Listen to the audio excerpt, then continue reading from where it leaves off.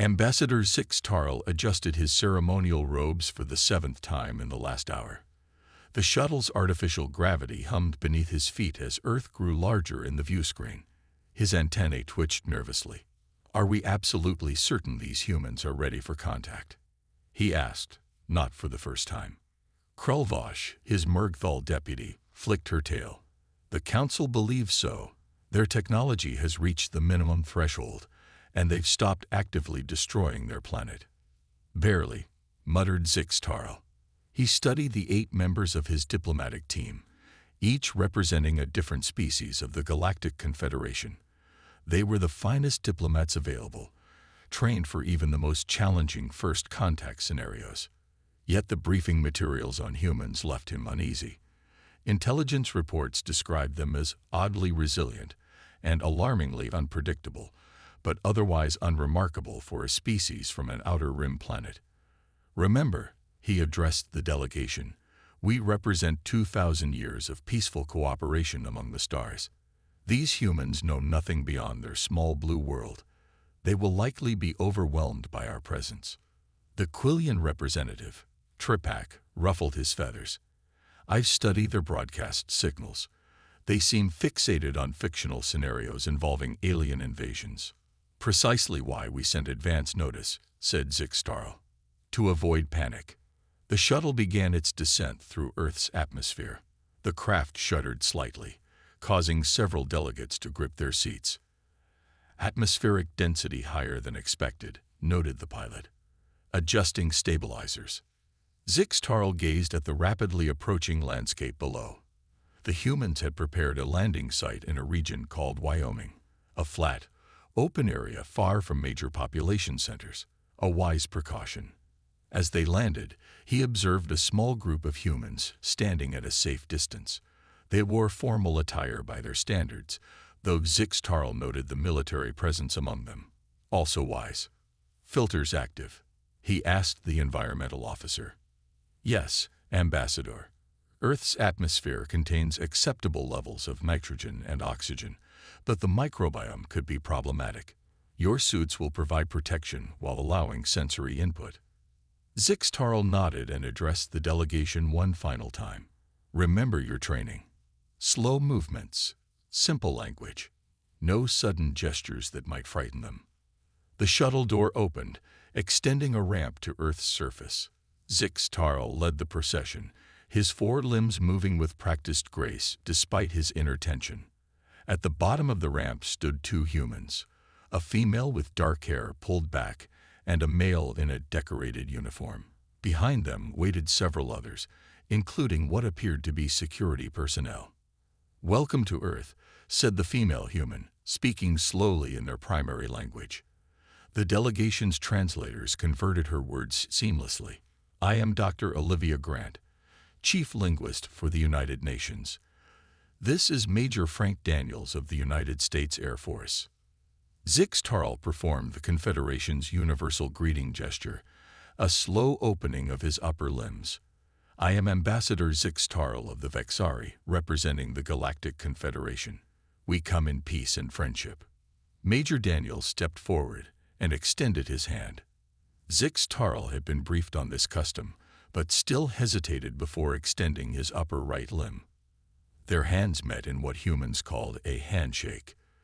The contact was brief but sent an unexpected sensation through Zix nervous system. The human's grip was firm, their body temperature surprisingly high. "We're absolutely thrilled to meet you," said Major Daniels, smiling widely and displaying teeth, a gesture Zix knew was meant to be friendly despite how alarming it appeared.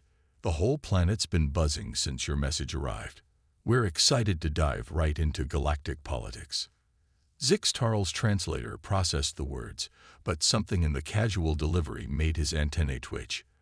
The human spoke of interstellar diplomacy, the work of centuries, as if it were a recreational activity to dive into. Behind him, he heard Tripak make a soft clicking sound of surprise. The Drexian diplomat's skin had shifted to a pale blue, a sign of stress. "We appreciate your welcome," Zix said carefully. "We have much to discuss." Dr. Grant nodded. We've prepared a facility for our talks. Would you like to rest first, or are you ready to begin? Begin, said Zixtarl, noting the eager expressions on the humans' faces. We are quite prepared to proceed. As they walked toward the waiting vehicles, Zixtarl sent a private message to his staff. Maintain calm protocols. These humans appear more intense than anticipated. The first encounter with humans had gone smoothly, he thought. Yet something about their easy confidence in the face of contact with an advanced alien delegation left him deeply unsettled.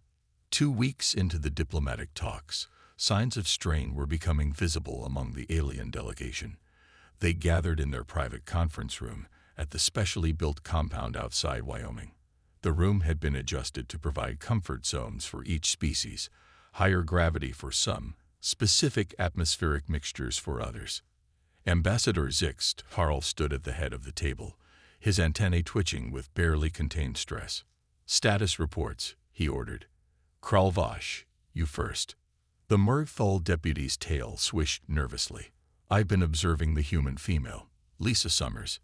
Yesterday she told me about an accident she experienced 3 years ago. What kind of accident? Asked Turpak, the Quillian representative. She fell from a structure called a rock climbing wall. The height was approximately 30 feet. Kralvash's voice dropped lower. She broke 3 bones and punctured a lung. A murmur ran through the room. Such injuries would be fatal to most of us, noted a Drexian diplomat. That's just it, said Kralvash, her fur bristling. She described it as no big deal and said she was back on the wall within 6 months. She showed me images of herself climbing even higher structures now. Ambassador Zixtarl made a calming gesture with his upper limbs. We new humans had remarkable physical resilience. This is consistent with our intelligence. Tripak ruffled his feathers anxiously. Speaking of intelligence failures, I was shown recordings of human space activities yesterday. They exit their primitive spacecraft, protected only by what they call EVA suits. The fabric is less than an inch thick. Perhaps they don't feel radiation as we do, suggested another diplomat. It's not just radiation, insisted Turpak. They expose themselves to vacuum with only thin barriers. One tear, one puncture, and they would die horribly. Yet they speak of these spacewalks with excitement, not terror. The room fell silent for a moment as each delegate contemplated this. Zixtarl had maintained a professional demeanor throughout the mission, but privately, he was struggling to understand these humans. They seemed oblivious to dangers that any reasonable species would avoid. My experience was equally disturbing, said the Drexian representative, his amphibious skin shifting to a pale green. The human Joe Martinez took me to what they call the nuclear power plant. They use nuclear fission, asked Zixtarl sharply. The briefing mentioned they had not yet achieved fusion. They split atoms for energy, yes. But the truly alarming part was how casually they approached the safety protocols. Martins explained their containment procedures as if they were discussing weather protection. Another delegate spoke up. The humans regularly consume a substance called caffeine. My analysis shows it would be lethal to at least 60% of Confederation species. They drink it for pleasure multiple times daily. Before Zixtarl could respond, a low rumbling sound vibrated through the room. The floor trembled slightly. Emergency lights activated automatically as several delegates cried out in alarm. Earthquake protocols, ordered Zixtarl, moving toward the reinforced safety area. The door slid open and Dr. Olivia Grant entered, looking perfectly calm. Is everyone okay? She asked, seeming confused by the delegates huddled in the safety corner. Earthquake, said Turpak, his feathers still standing straight up. Are your emergency systems activated? Dr. Grant looked puzzled for a moment, then smiled. Oh, that was just a small tremor. Maybe 3.2 on the Richter scale. Nothing to worry about. We get them all the time in this region. You get them all the time, repeated Zixtarl slowly. Sure, this is a seismically active area. That wasn't even enough to knock pictures off walls. She checked her watch. We're scheduled to continue trade discussions in 15 minutes. Will that be enough time for you to, finish whatever you're doing? After she left, the delegation remained frozen in place. They live on a planet with regular seismic activity, and they don't even evacuate for events like this, whispered the direction. The final incident of the day came when the delegation was returning to their compound. They passed a public park where a group of teenage humans were jumping between concrete structures, flipping their bodies in midair and landing in precarious positions. What are they doing? Asked Kralvosh, staring in horror. Some kind of ritual combat. I believe it's called Parker, said Zixtarl. It's recreation. The delegation watched in silence as a human youth leaped across a 10-foot gap, 3 stories above the ground. We need an emergency conference, said Zixtarl quietly, and someone contact the Confederation Council. They need to know what we're dealing with here. The secure transmission room hummed with energy as Ambassador Zixtarl prepared his weekly report to the Confederation Council. His antennae twitched nervously as he sorted through the data collected by his team.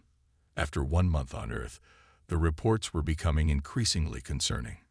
Begin secure transmission, he said to the communications officer. A holographic display flickered to life, showing the 12 members of the High Council seated in a semicircle. Their various species were represented, from the crystalline Phoros to the gaseous Ventari contained in their environmental suits. Ambassador Zixtarl spoke Elder Jix, the eldest Vexari on the council. We have reviewed your preliminary findings. Are these reports accurate, or has your team been influenced by human entertainment media? Zixtarl's exoskeleton stiffened at the implied criticism. I assure you, Elder, every observation has been verified by multiple team members. The reports are factual. He activated his data pad, displaying the first report. Humans enter a state they call sleep for approximately 1/3 of each day cycle. During this time, they become fully unconscious, lying in a horizontal position, completely vulnerable to predators. They consider this normal and become irritable when deprived of this state. The council members exchanged glances. Elder Jix leaned forward. Continue. Humans deliberately expose their skin to solar radiation to change its color. They call this tanning and consider it aesthetically pleasing, despite the cellular damage it causes. A Drexian council member's skin flushed purple with shock. They intentionally damage their DNA. For appearance. Zixtarl continued. They regularly consume ethanol as a social activity. Our medical team confirms this substance is a neurotoxin that impairs cognitive function, yet humans seek this impairment voluntarily. The reports continued. Humans allowed their young to play games involving physical impacts. They operated vehicles at speeds that would cause immediate death upon collision. They entered bodies of water for recreation, despite lacking gills. Most disturbing, Zixtarl said, humans have survived atmospheric re-entry in damaged spacecraft. The event they call Apollo 13 involved 3 humans returning from their moon in a craft operating far below minimum safety parameters. The council chamber fell silent. Finally, Elder Jix spoke. These claims require verification by an independent observer. We are sending Dr. Kelnera to join your mission. Zixtarl's antennae drooped slightly. Dr. Kelnera was the Confederation's leading xenobiologist, known for her skepticism and exacting standards. We will welcome her expertise, he said diplomatically. 3 days later, Dr. Kelnera arrived on Earth. She was a centauri, tall and willowy with 6-fingered hands and silver skin that reflected light in unusual patterns. Her species was known for emotional detachment and scientific precision. Ambassador, she said, bypassing formal greetings, I find your reports highly improbable. No sentient species would evolve such reckless behaviors and survive to achieve spaceflight. Zixtarl merely bowed. Perhaps you would like to observe humans directly.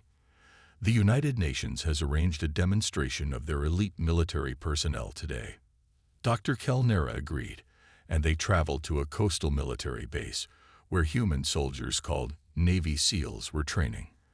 From a viewing platform, they watched as humans jumped from aircraft into the ocean, carried weights that exceeded their body mass, and deprived themselves of sleep for training purposes. When one human emerged from freezing water, body temperature dangerously low by any standard, only to immediately begin a running exercise, Dr. Kellnera's instruments slipped from her fingers. "Impossible," she whispered. "Their biological parameters should not allow such extremes." A human officer named Captain Steve Rogers approached them, his body still wet from the ocean. "Dr. Kellnera, I understand you're interested in human physiology. Would you like to observe our survival training tomorrow? We'll be demonstrating how to extract drinking water from plants in desert conditions." Dr. Kellnera's silver skin had paled to a dull gray. "That would be informative." As the captain walked away, she turned to Zix-Tarl. "Your reports were not exaggerated. If anything, they were understated. These humans—" She paused, collecting herself. "The Council must be informed immediately that we are dealing with a species unlike any in the Confederation." Zix-Tarl nodded, feeling the strange mix of vindication and dread. "And this is merely their training. Wait until you see what they do for fun." Ambassador Zix-Tarl gripped the edge of the conference table as Secretary of State Alan Howard casually described human mining operations. The human delegation seemed entirely unaware of the effect their words were having on the alien representatives. "So we've been extracting minerals from the Mariana Trench for about 5 years now," Howard said, pointing to a spot on the holographic map. "Our underwater facilities operate at depths of over 36,000 feet, with pressure exceeding 1,000 atmospheres." Zix-Tarl felt his exoskeleton tighten. The Mergthal delegate beside him made a small choking sound. "You send humans to these depths?" asked Zix-Tarl, trying to keep his voice steady. Howard looked surprised at the question.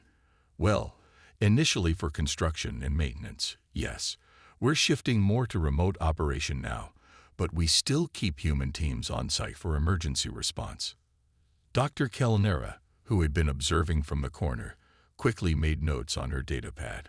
Her silver skin had developed a slight tremor, the Centauri equivalent of wide-eyed shock. "Perhaps we should move to the next agenda item," suggested Zix-Tarl, desperate to change the subject. That afternoon, Dr. Kellnera accompanied several delegates to observe human medical facilities. They watched through a viewing window as Dr. Patricia Rivera performed complex neural surgery. After 13 hours without a break, the Quillian representative had to leave the room. "She has been standing in one position for 13 hours, whispered Dr. Kellnera. "No rest, no nutrients, full concentration on microscopic nerve tissues." When Dr. Rivera finally completed the 16-hour operation and removed her surgical mask, she smiled at the alien observers and gave them a thumbs-up gesture before walking to the next operating room. It was too much for Dr. Kellnera. Her silver skin went completely white, and she collapsed to the floor.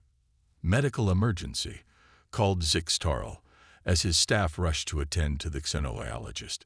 The human doctors quickly offered assistance, but their eagerness to help only seemed to worsen Dr. Kellnera's condition.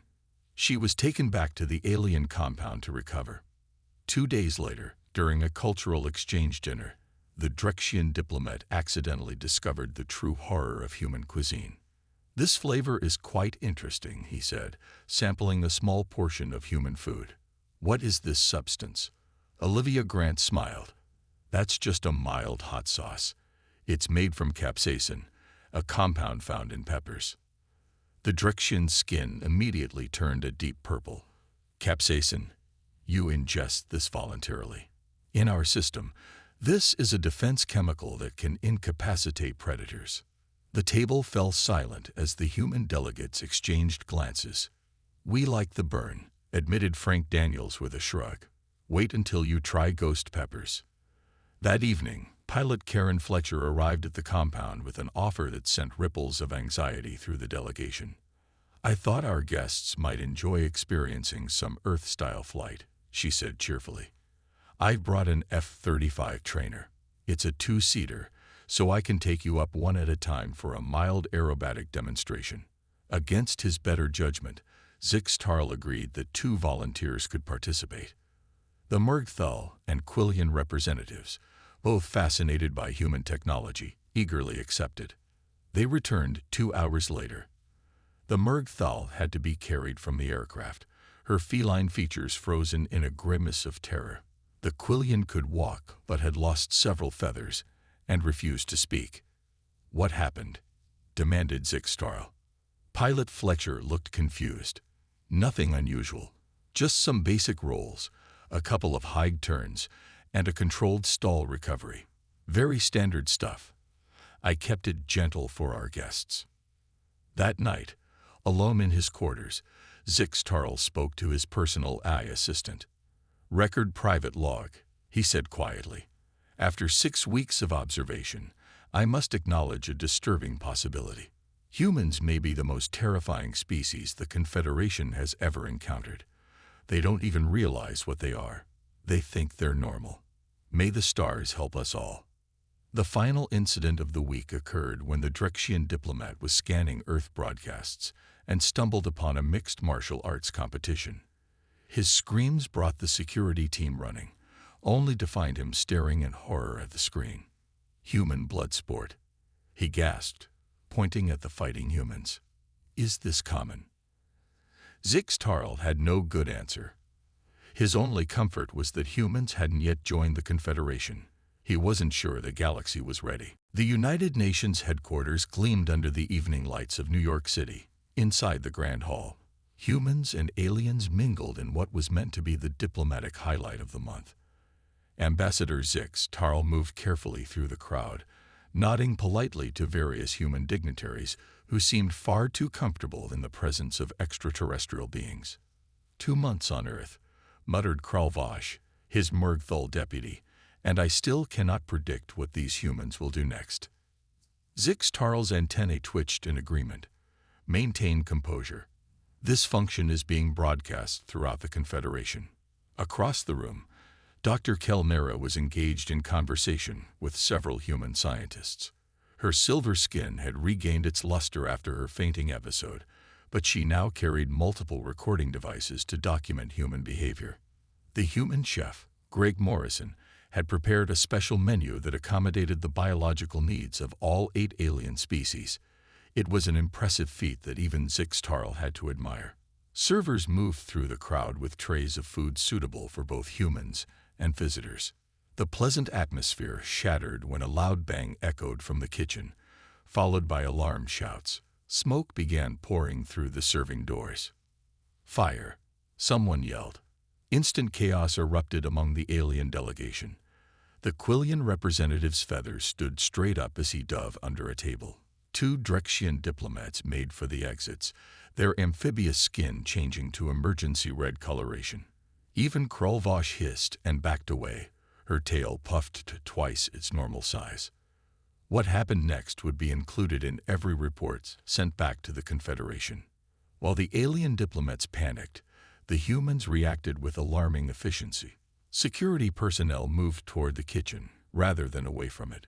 A woman in an evening gown grabbed a fire extinguisher from the wall. 3 men in suits formed a bucket chain from a nearby water station. Within minutes, the fire was out. Smoke still drifted through the hall, but the emergency appeared to be over. Most shocking of all, the humans simply resumed the party. Chef Morrison emerged from the kitchen, his white coat smudged with soot, and addressed the crowd. "Sorry about that little accident, folks. Oil fire got away from us. No damage except to my pride. Dessert will be served in 10 minutes. The human guests laughed and applauded as if a potential disaster was somehow amusing. Zixtarl found Dr. Kelnera standing frozen, her instruments forgotten in her hands. "Did you see?" she whispered. They ran toward the fire. Several of them inhaled smoke with no protective equipment, and now they continue as if nothing happened. Before Zixtarl could respond, Secretary Howard approached them with 2 glasses of champagne. "Sorry about the excitement," he said cheerfully. Hope it didn't disturb your evening too much. Fire is not a minor concern, said Zixtarl carefully. On many of our worlds, it would trigger an immediate evacuation. Howard looked surprised. Oh, it was just a small kitchen fire. Happens all the time. Later that night, Dr. Kelnera called an emergency meeting of the alien delegation. Her normally calm demeanor had been replaced by barely controlled agitation. I have obtained human medical records, she said, displaying data on the wall screen. Observe. Humans can regenerate liver tissue, survive with one lung, and replace significant portions of their skeletal structure with artificial materials. The delegates stared at the information in silence. There's more, she continued. Their pain threshold exceeds any known sentient species. Their immune system attacks foreign bodies with frightening efficiency. They can survive blood loss that would kill any of us instantly. The next day brought no relief to the increasingly stressed alien delegation. A thunderstorm broke over the city during important trade negotiations. When the first lightning struck nearby, the Quillian representative dived under the conference table, trembling. The humans merely glanced out the window and continued discussing tariff regulations. Zixtarl excused himself briefly and went to the window. Outside, human children were playing in puddles of rainwater, laughing as they got soaked. Lightning flashed overhead, and thunder rattled the windows, yet the children continued their play without concern. He felt his exoskeleton grow tight, a stress reaction his species rarely experienced. These humans lived constantly on the edge of what any reasonable species would consider disaster, yet they treated it as normal. As he returned to the table, he overheard a human diplomat casually mention climbing Mount Everest next summer. Zixtarl made a note to research this Everest later, though he already suspected he wouldn't like what he found. 3 months into the diplomatic mission, the strain was showing on every member of the alien delegation. 2 representatives had formally requested reassignment, claiming medical necessity. The Quillian diplomat had begun molting, a stress response rarely seen outside mating season. The Drexians rarely emerged from their humidity chambers except for essential meetings. Ambassador Zixtarl, however, refused to abandon his post. His mission was too important, regardless of the psychological toll. You must consider your health, urged Dr. Kelnera during their morning briefing. Her silver skin had developed permanent stress lines around her eyes. Prolonged exposure to humans is affecting your nervous system. Zixtarl's antennae twitched irritably. The Confederation Council expects results. We cannot simply abandon negotiations because humans make us uncomfortable. It's more than discomfort, insisted Dr. Kelnera. I've documented physiological changes in every member of our delegation. Your exoskeleton is showing microfractures from constant tension. Before Zixtarl could respond, an alert sounded. Today they were scheduled to visit a human construction site, a new addition to the alien embassy complex being built in Washington. The delegation traveled in their protective transport, watching the human city pass by outside. Krelvosh, usually so composed, kept her tail wrapped tightly around her chair leg. At the construction site, they were greeted by the project manager, a human woman named Linda Wells. We're honored to have you visit, she said, handing out safety helmets. Our workers are excited to show you the special accommodations we're building for your different species. The aliens donned the protective gear and followed Linda through the busy site. Everywhere humans operated heavy machinery, welded metal at extreme temperatures, and balanced on narrow beams high above the ground. They wore minimal protection by Confederation standards. The tour proceeded without incident until they reached the central atrium. Above them, workers were installing a glass ceiling panel. Zixtarl watched as one human, secured only by a thin safety harness, leaned out over 100-foot drop to guide the massive panel into place. Then it happened. A support cable snapped with a sharp crack.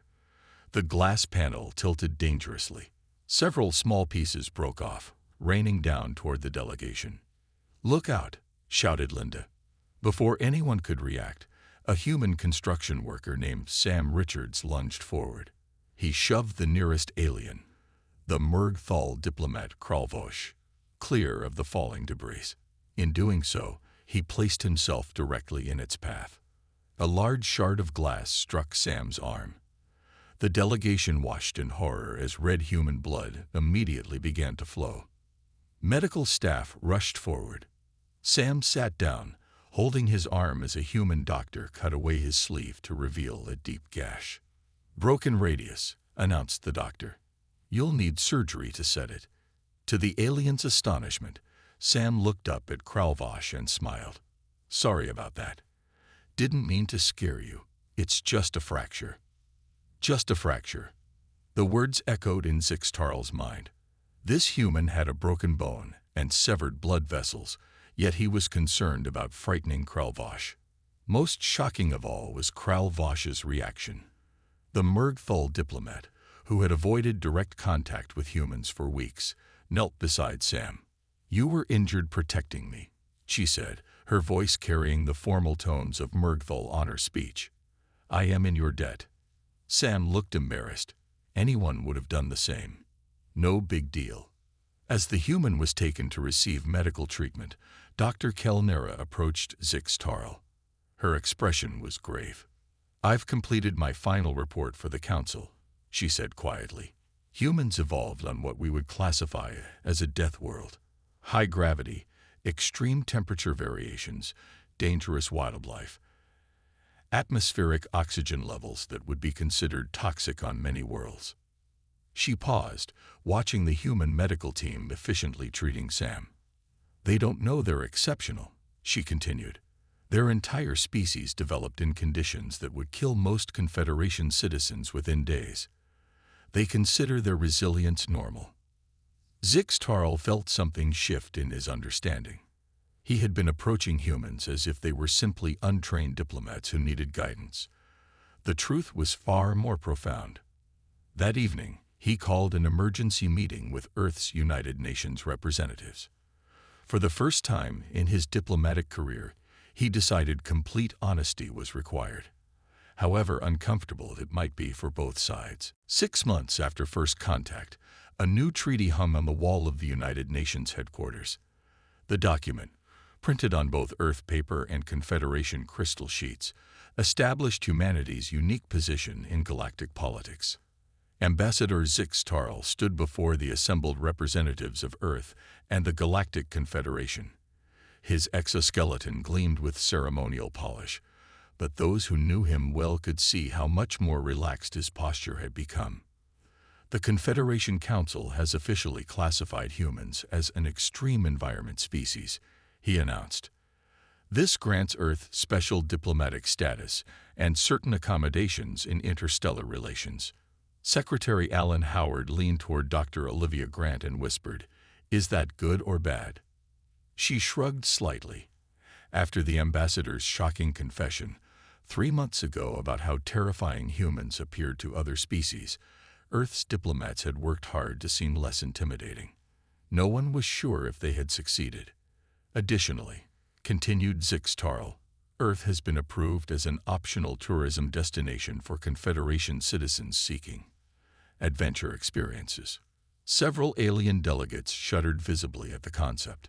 Tourism to Earth was already being marketed across the galaxy as the ultimate thrill-seeking adventure. Visit the Death World. See the Deathworlders in their natural habitat. Return with unbelievable stories. The brochures included extensive medical waivers and required psychological screening.